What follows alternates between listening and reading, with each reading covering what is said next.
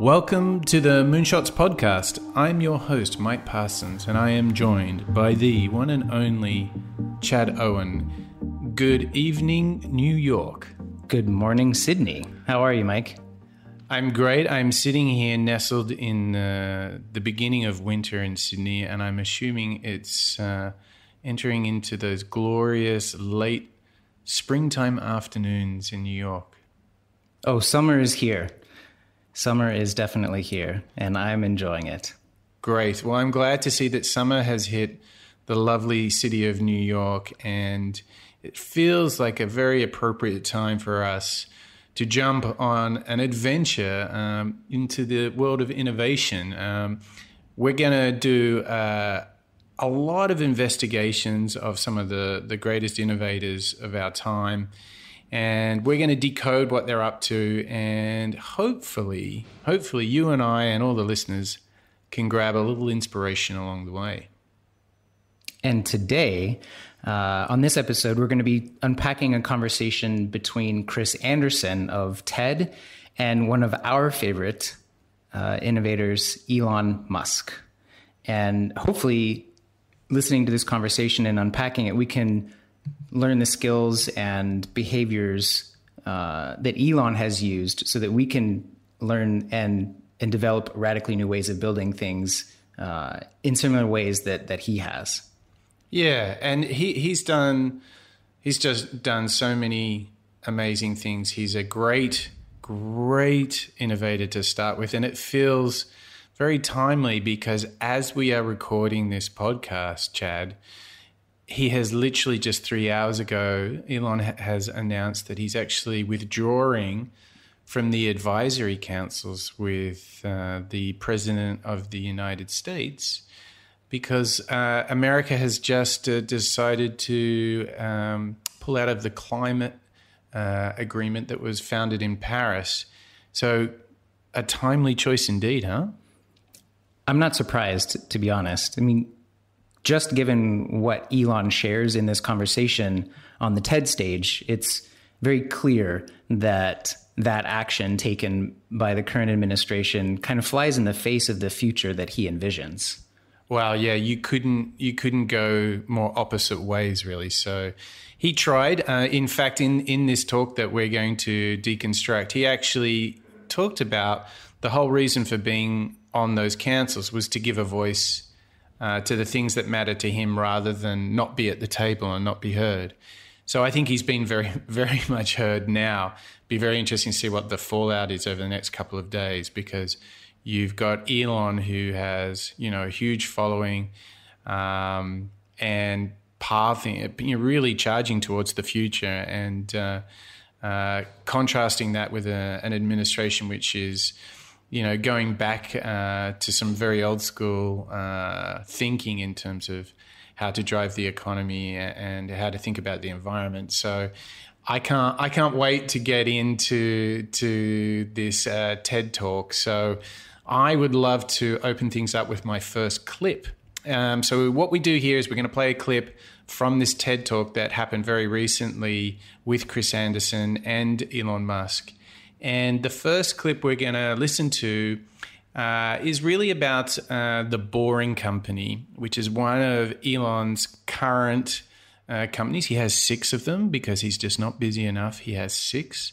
And this company is all consumed with building networks of tunnels under major cities that have terrible congestion problems due to traffic.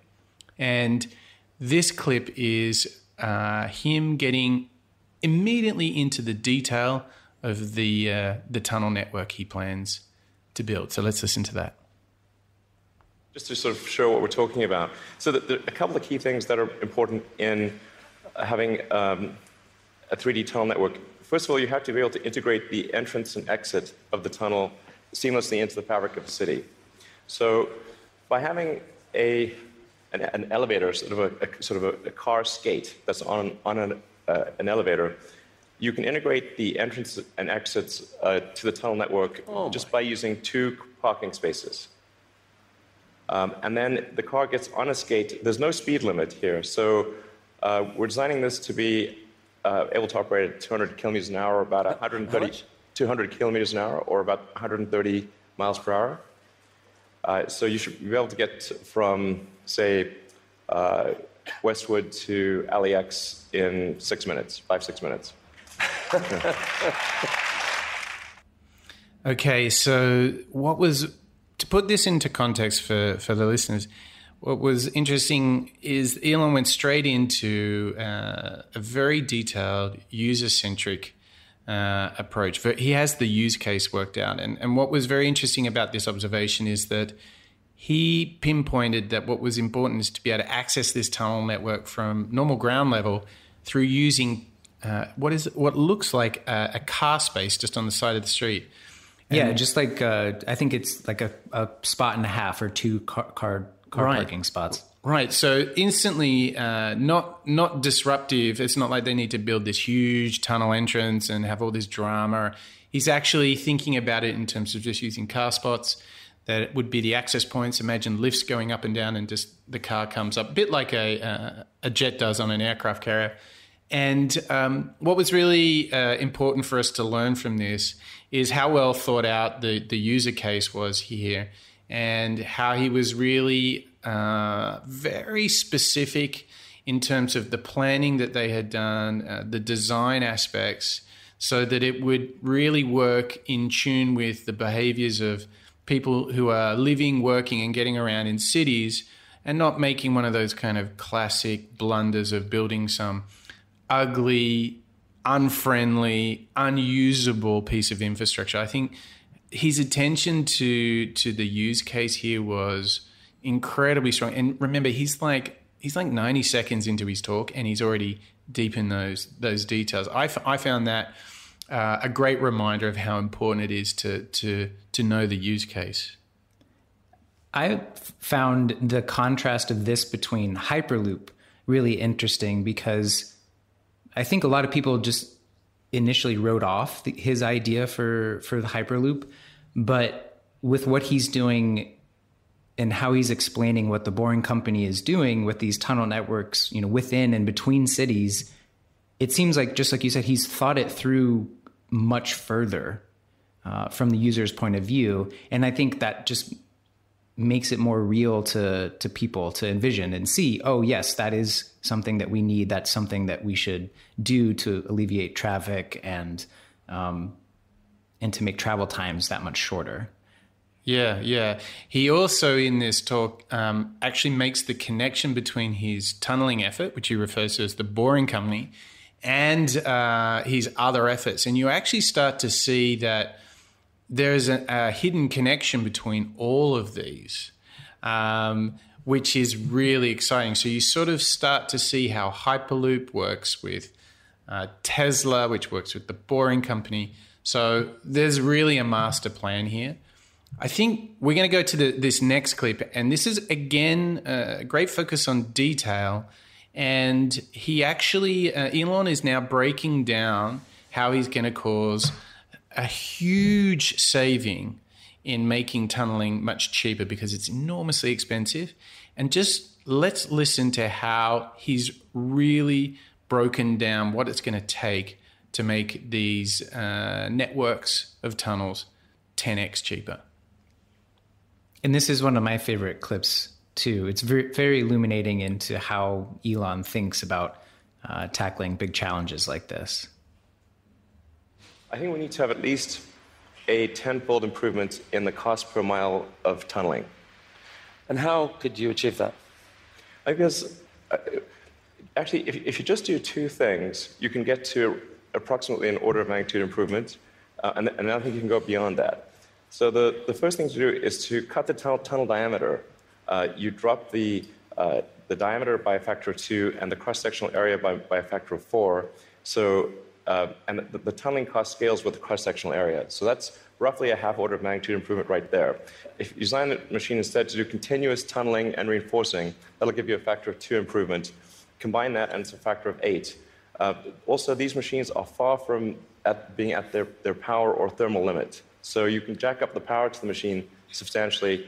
I think you can get at least a factor of 2, maybe a factor of 4 or 5 improvement on top of that.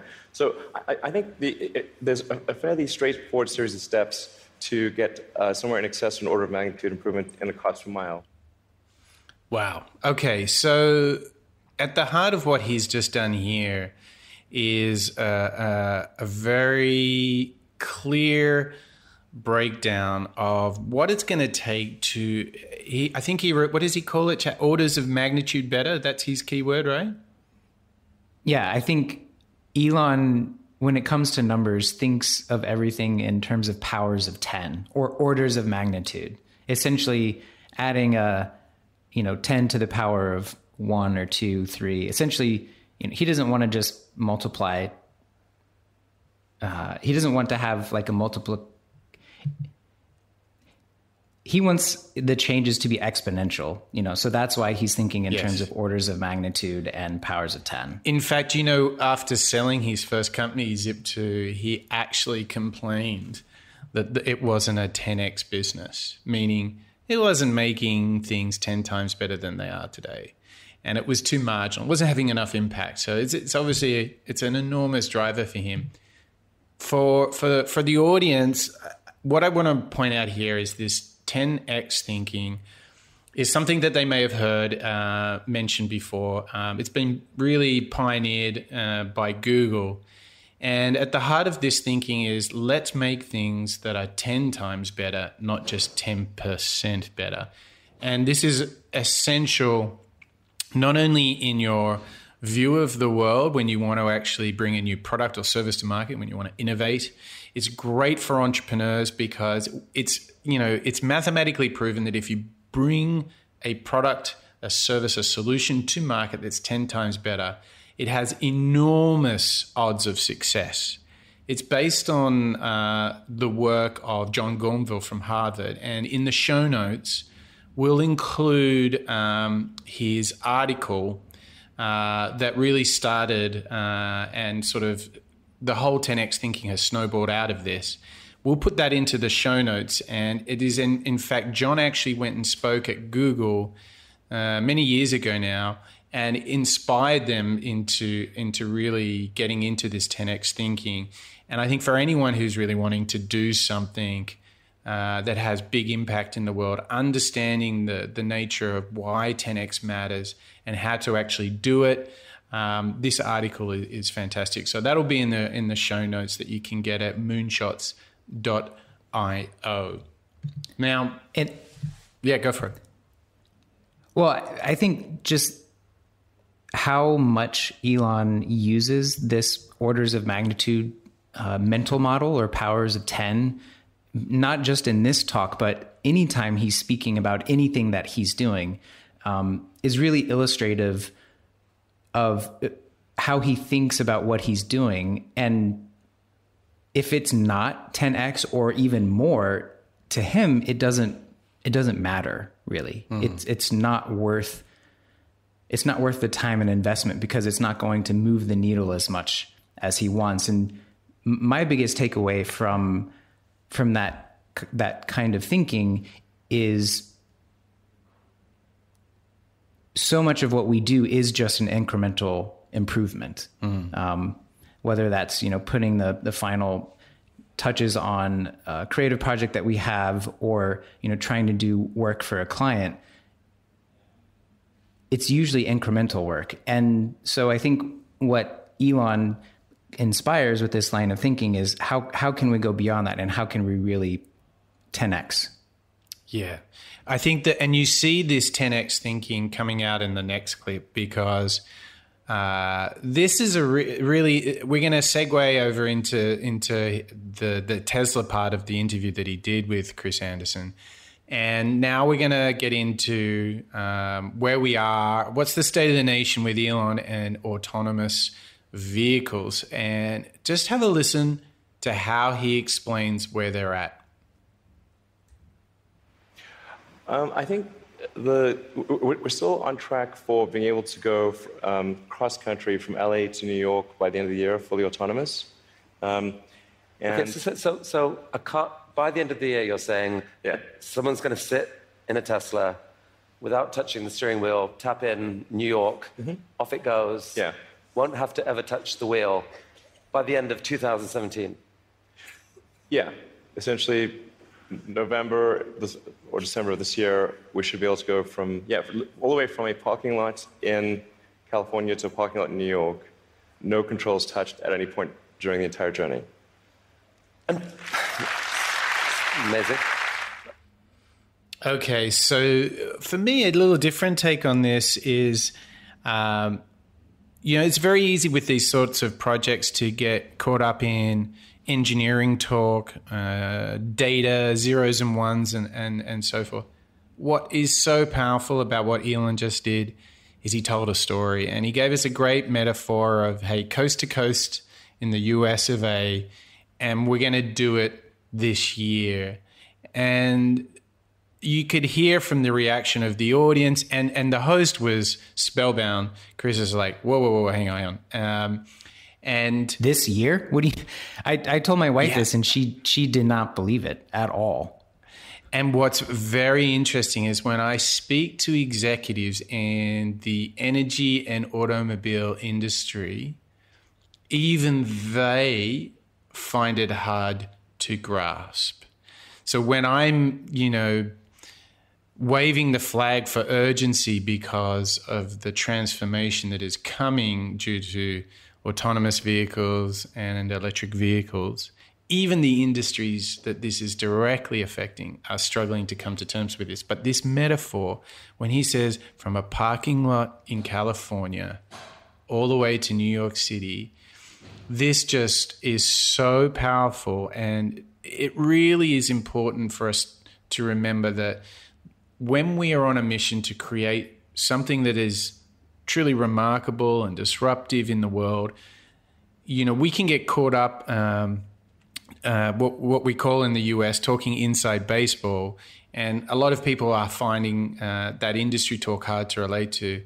Elon just does a great job here of putting it in our own terms and capturing our imaginations. And actually, what's interesting is that the science of storytelling is such as when you have that whoa feeling, actually that marks the information in your brain. So it actually makes it more memorable, and you can retrieve that information down the track. So to me, great storytelling is at the heart of what all entrepreneurs do, because it's not only how they win the hearts and minds of customers, it's also how they get people on board to do the impossible mission with them, which is something Elon does very well. Yeah, and it reminds me a lot of Steve Jobs' iPod reveal when he says 1,000 CDs or 1,000 songs in your pocket. Yes. You immediately understand what the transformation in your own life will be because of this new product or service. And I don't think a lot of people, my wife included, really understood what Tesla is trying to do.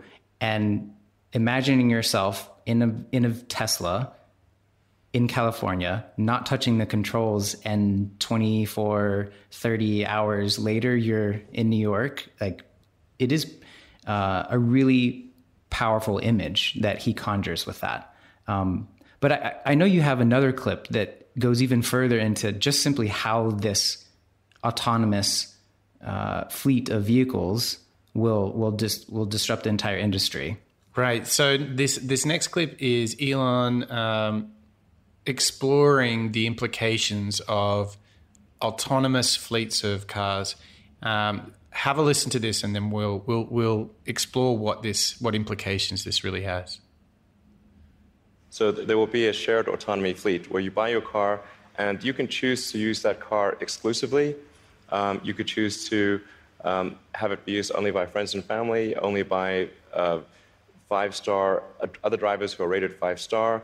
You can choose to share it sometimes, but not other times. That's 100% what will occur. It's just a question of when. Right. So this is one of those clips where you hear him taking you on this journey of. I just immediately imagine, Chad, that I have this. I go to a meeting, my car drops me off, and then I turn around to the car and say, "Okay, you pick me up in 2 hours. Go have some fun. Give me a call if you need anything." And then it goes off and drives all these other people, and then comes back and picks me up.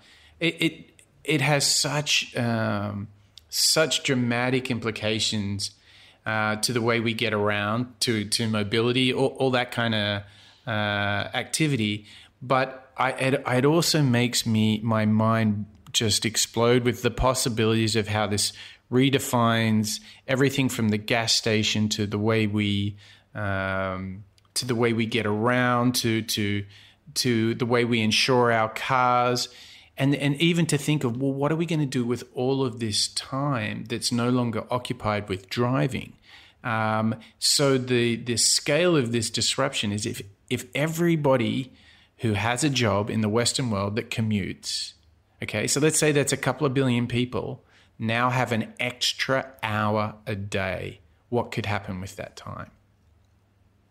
Yeah, that was my wife's first thought was, oh my gosh, I have 90 minutes back in my day. What am I going to do with that? Mm-hmm.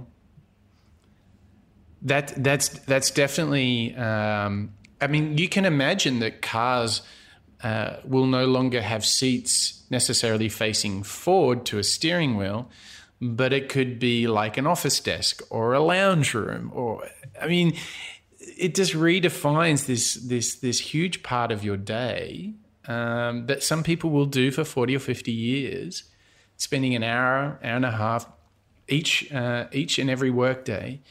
Is now open for new experiences and new activities, and to really think that coming off the back of that, there was a very recent, say it's brand new. It's called Rethinking Transportation 2020 to 2030. We've put it in the show notes, so you can grab them at moonshots.io. They predict that within 13 years, 95% of all miles driven in the US will be autonomous and electric driven miles. Now, if you think about what this means, it's changing well within our own lifetime. I think the big takeaway for me in this is to not be caught flat-footed in whatever industry you're working in, because there are going to be people like Elon Musk that are inventing entirely new paradigms. And I think a lot of us can be very comfortable in our routines and the way we do things. And if we just continue with that mindset, we're going to be completely disrupted by this new, I mean, it's not just the transportation industry. I mean, it goes so much further beyond that. Oh yeah, it affects. I mean, to think about what an hour. If it just assume that it's redefining 1 hour of your day, once you've actually done work and some sleeping, you actually don't have a lot of hours left in your day. So the fact that you're going to get an extra one, it proportionally is actually an enormous impact on people's lives and all of the economies that work around transportation, which are really big business. Like obviously automobile and energy industries are some of the biggest ones. But what's actually revealed in your clip coming up now is, whilst Tesla is very exciting, some argue that actually that Elon is very much like James Dyson, the vacuum designer, who is very much the master of how to make air move. Some say that really Elon's big thing is understanding battery life and energy itself. So why don't you set the scene for your first clip? Yeah, so he's kind of talking about the necessity, in order for us to go to a completely or nearly complete electric power system, we simply just need more batteries. The world's output is not enough to meet this new electric need to power everything.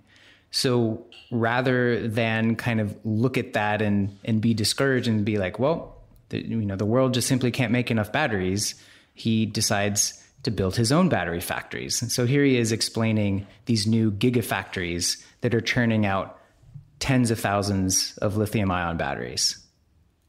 One of your core ideas, Elon, about what makes an exciting future is a future where we no longer feel guilty about energy.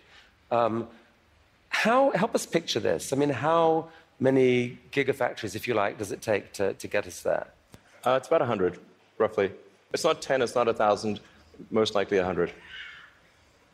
See, I kind of find this amazing. Like, you can actually picture, if that's right, you can picture what it would take to move the world off this vast fossil fuel thing. It's like, you're building one, costs $5 billion, maybe the next one, or whatever, $5 to $10 billion. Yeah.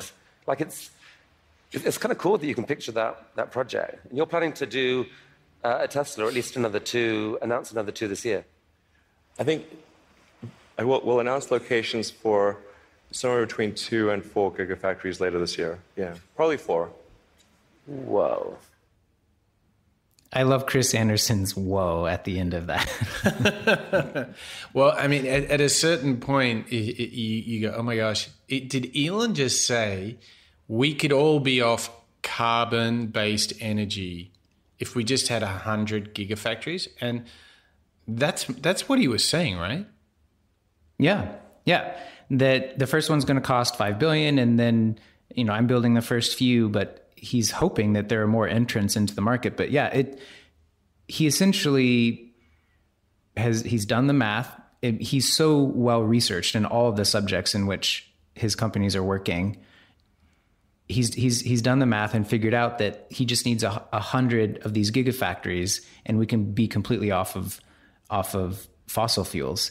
And it's incredible to me to see how he just breaks down a seemingly insurmountable task, like how do we wean ourselves off of unsustainable fossil fuels, and then figures out, the number's 100 or around 100. We just need 100 of these gigafactories, and then we'll have enough batteries to power, to power everything.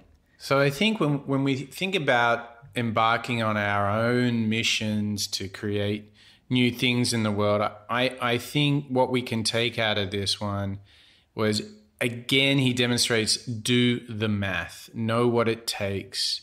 And I think that that's a recurring theme in the techniques that he is using across these 6 active companies that he has at the moment. The math always is super logical.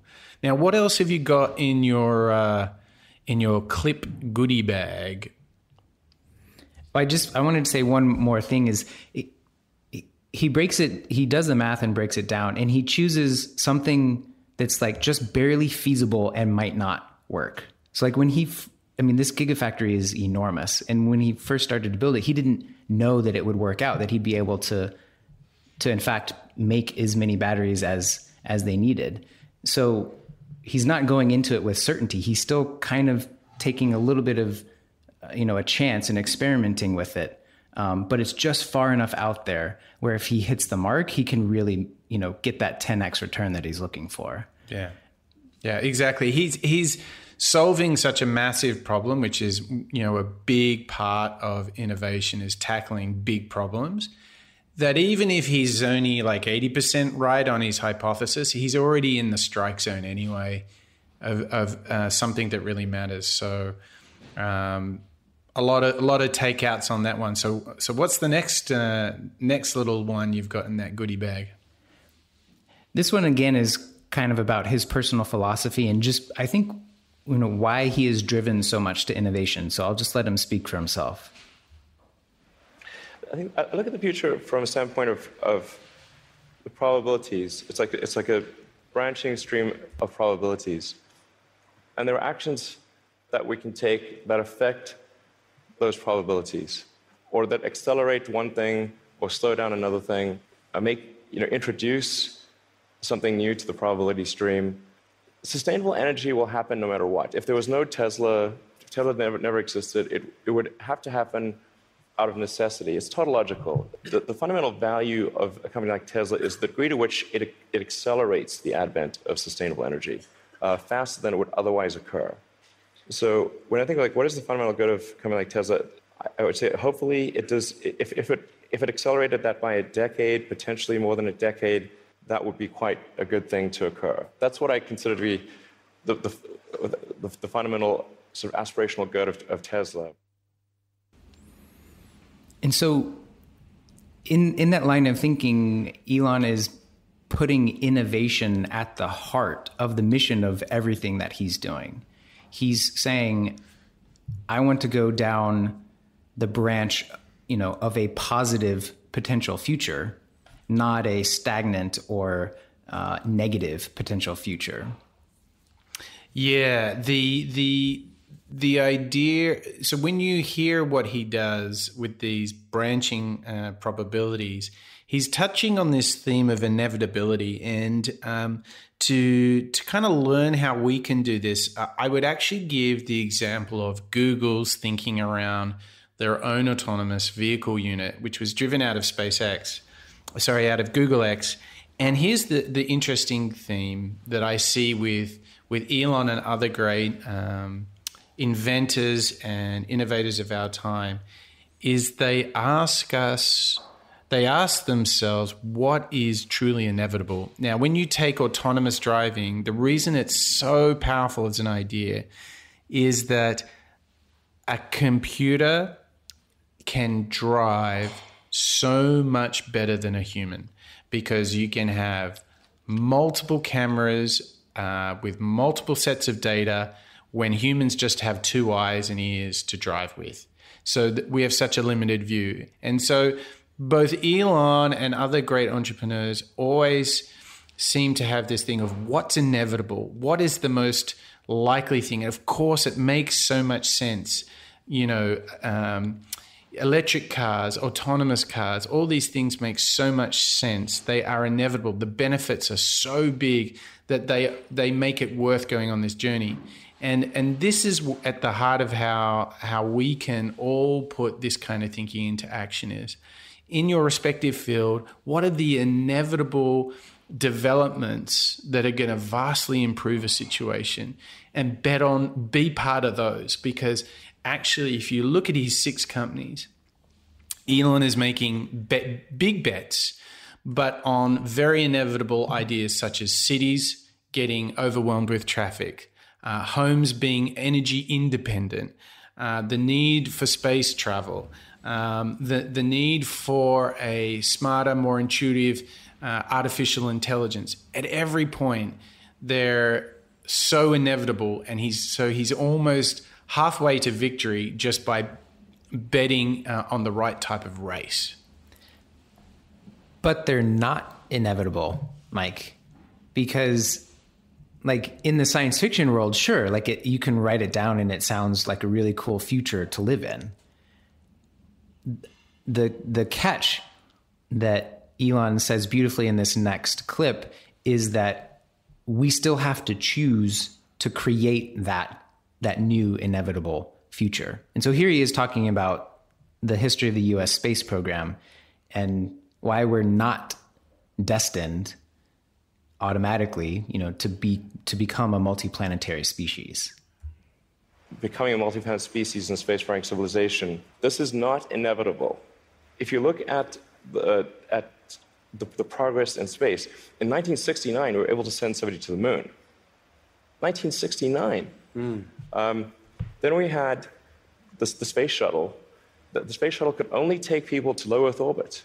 Then the space shuttle retired, and the United States could take no one to orbit. So that's the trend. The trend is down to nothing. This is not. People are mistaken when they think that technology just automatically improves. It does not automatically improve. It only improves if a lot of people work very hard to make it better. And actually, it will, I think, by itself degrade, actually. You look at great civilizations like ancient Egypt, and they were able to make the pyramids, and they forgot how to do that. And the Romans, they built these incredible aqueducts. They forgot how to do it. See, so it's this interesting paradox that we're caught in, right? Great point. Great point. Yeah. I mean, how sad was it when he starts to roll out the decline of the US space program, and you're just like, oh my gosh, you're so right. I mean, it's happening in front of us, but he presents that and in such a dry way. But I think the takeout really here is he's like seizing the day. He's like, well, just because maybe the federal authorities are not driving space travel like they used to, he's just jumping in, right? Yeah, because I think he understands that to close that, like to solve the paradox, like he has to insert himself and his ability to bring the right people and the right resources, to create these positive potential futures. I think if you take a look at everything that he's done, it is bridging this gap between this kind of science fiction future that we know we could have, or maybe even should have had at this point, and then, what is actually happening on the ground to make that possible.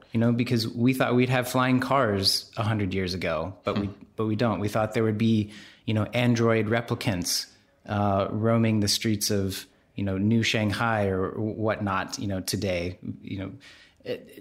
None of that has come to pass because no one has taken the time and the resources to see if that is something that, would work and can become a viable business and a viable service. Why do you think he's so confident to go where others will never go? Why? Where does he get that confidence from? I don't know that I know. I don't know that anyone knows. Some very great resources for people to check out is the Wait But Why series by Tim Urban. I would highly recommend it. It's a blog series, kind of a biographical or a company biographical essays on what Elon is working on. Ashlee Vance's book on Elon Musk is also a great resource. And between those two, I think you can get a better picture, but I don't know that I actually know why. My sense of it is that after applying his thinking, some of the mental models that we've been talking about, the branching possibilities, the 10x, the storytelling, I'm guessing that in his mind, he's so familiar with the use case, he's broken it down. You know how he kind of seems very clinical and logical. He just breaks it all down into this set of issues or steps or improvements that need to happen. I think down to first principles, I think is kind of what he says. I'm betting that that's where his confidence is coming from. He's basically broken it down as such, and he's like, this is not so hard. You just need to do all these things, and step one looks like this. Boom, boom, boom. I have a feeling that that's where some of his underlying determination and courage come from. But I know you've got some clips that speak to some more of his behavioral things that he does. So why don't you hit us with one of those? This is just one of the more inspiring things that he said while he was on stage. And I think it kind of hints as to why he does these grand projects, to overcome seemingly insurmountable odds. Why, Elon? Why do we need to build a city on Mars with 1 million people on it? To have a future that is inspiring and appealing. I mean, I just think that there have to be reasons that you get up in the morning and you want to live. Like, why do you want to live? What's the point? What inspires you? What do you love about the future? And if we're not out there, if the future does not include being out there among the stars and being a multi-planet species, I find that it's incredibly depressing if that's not the future that we're going to have. And I know this clip may seem a little out of context because he's talking about 1 million people living on Mars. Which, again, is something that he sees as inevitable, and it's the reason why SpaceX exists. But I don't want to gloss over the fact that he gets up in the morning and he looks at the work that he's doing and he's happy. He sees that as his mission. He has something that he considers meaningful to do. and he's set his bar very high, right? It's like, 10x or more in each of these industries. But for him, I think that's what it takes. Yes, and he wants to do it at great scale because, as I mentioned, he wasn't happy just, providing a very successful company that did mapping and location services for newspapers online. That wasn't nearly enough for him. And I think why this really matters is this is a source of energy for him. And I would reflect on any big project that we work on. I think we often find when we really care about the vision, that gives us purpose and helps us overcome, what we call the valley of darkness when everything is going wrong. And I know that he's strong on this because he faced a time when both SolarCity and Tesla were not in good shape. It was around the 2008 recession, and no one would invest. The prototypes were not going well. And he wrote a check to both companies. Well, and SpaceX too. Don't forget SpaceX. Oh, yes, that's right. And it was the last of his dollars. And after their first successful test that he funded, because they did several unsuccessful ones on SpaceX, something that our listeners might not know, they actually got a call the next day after their first successful launch. And NASA informed them that they had won $1 billion contract, and then the company was off to the races. Yeah, everything looks great in hindsight, but I think it is easy for us to forget how much Elon had to experiment and test all of these ideas out to see if they would actually work. Right. And underlying his determination to do that is he has a very strong sense of not only inspiration, but why he's looking forward so much to time. So let's listen to this clip that's coming now towards the very end of the interview. So here's Elon talking about the future and inspiration. I think the value of beauty and inspiration is very much underrated, no question. But I want to be clear. I'm not trying to be anyone's savior. That is not I'm just trying to think about the future and not be sad. So isn't that it's such a almost melancholy, like he doesn't want to be in that world where the future is full of mediocrity or unrealized potential. I think he is being brutally honest and frank here. And in fact, one of the things that I think we can take from this is for all of the logic and problem solving that we apply to opportunities in the world to create something, we also need a little bit of kind of emotional juice in the tank. And I found that, the greatest leaders of innovative companies often have this pairing of intense logic and acumen, but also some real fire in the belly. They believe in what they're doing. They believe in their mission and the positive impact that it can have in the world. So I thought that was a great way for us to wrap up on the clips. So Chad, I want to ask you, having listened to these clips and talked about them together, what are the big themes that you're walking away with and you'd ask our listeners to really reflect on? It's hard for me to be exposed to, a great window into Elon Musk's thinking with this conversation he had with Chris Anderson on the TED stage and not want to just go even deeper into learning more about him and his history with his companies, what his companies are doing, and trying to figure out what he's doing behind the scenes even. So we've compiled a lot of resources for all of you listeners in the show notes. I think the biggest takeaway for me is clearly Elon Musk thinks about the world differently than most people. And what are some of the mental models that he's created for himself? I'm pretty sure, for his entire adult life, what are those models and how can I work to incorporate those in my own line of work and in my own life?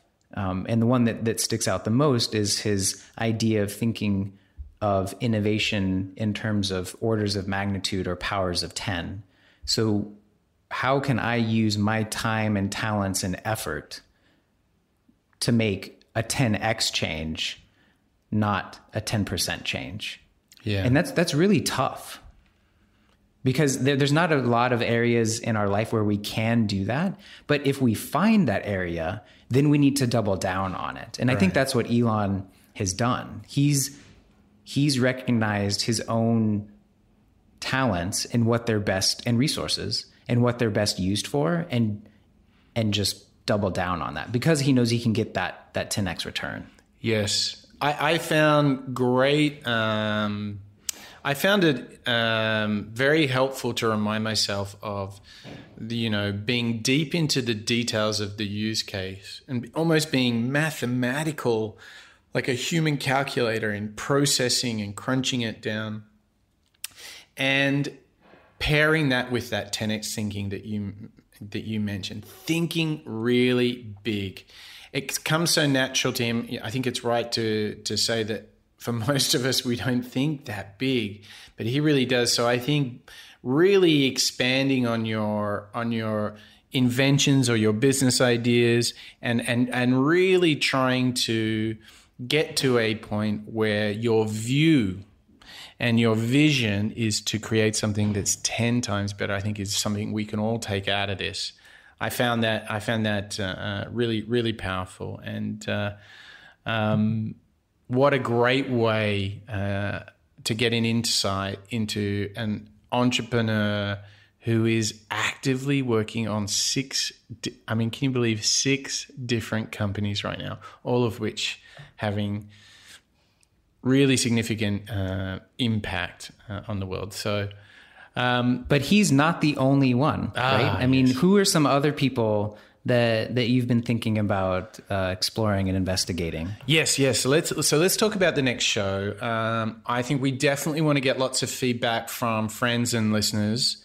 I tell you, some people that come to my mind. I think the obvious person who is on an Elon Musk level right now has to be Jeff Bezos. I think he is having an enormous impact on the world, not only with Amazon, but like Elon, he's got his own space projects as well. I think Jeff is a big one. Could you do a little bit of Jeff Bezos, Chad? Oh yeah, I have been an Amazon Prime subscriber for as long as it's existed, and in fact, I think I had 3 packages arrive today. I'm a big believer and user of what he's doing. I actually came across an email from a mentor of mine, Gary Hoover, who founded Hoovers, and he was making the case that the founder and still CEO of FedEx, Fred Smith, is arguably the greatest active living entrepreneur in terms of just longevity and impact. So I'm taking a more traditional approach in thinking about who we should talk about, but we've got a lot more people in mind to speak about too. So we want to hear from you, the listeners, and who you'd be interested in unpacking conversations and pieces of media with. Yeah, can I just say, going on, just looking at other different types of entrepreneurs beyond the tech sector, I really think Oprah Winfrey is someone we should take a look at. I also think brand new relative to some of these other entrepreneurs is The Honest Company that was founded by Jessica Alba, the actress. I think that's a really, really interesting company, and I think it's quite remarkable what she's done. But I'm sure that the listeners have got a ton of suggestions as well, right? Yes. So you can find all of the show notes that we've talked about today. Every mention of media and articles and books and things that you should check out. You can find that at moonshots.io. Also, you can leave feedback there for us. And of course, we'd appreciate a rating and review at your podcatcher of choice. Yes. And we really want to build not only the Moonshots podcast into something that's inspiring but insanely useful. So we need our listeners to tell us what they need and whom they would like us to deconstruct. So I'm going to wrap up here from a very sunny but wintry at the same time Sydney, and looking forward to being with our listeners again next month when we deconstruct a famous innovator and entrepreneur. And good night from New York City. Mike, I look forward to our next conversation.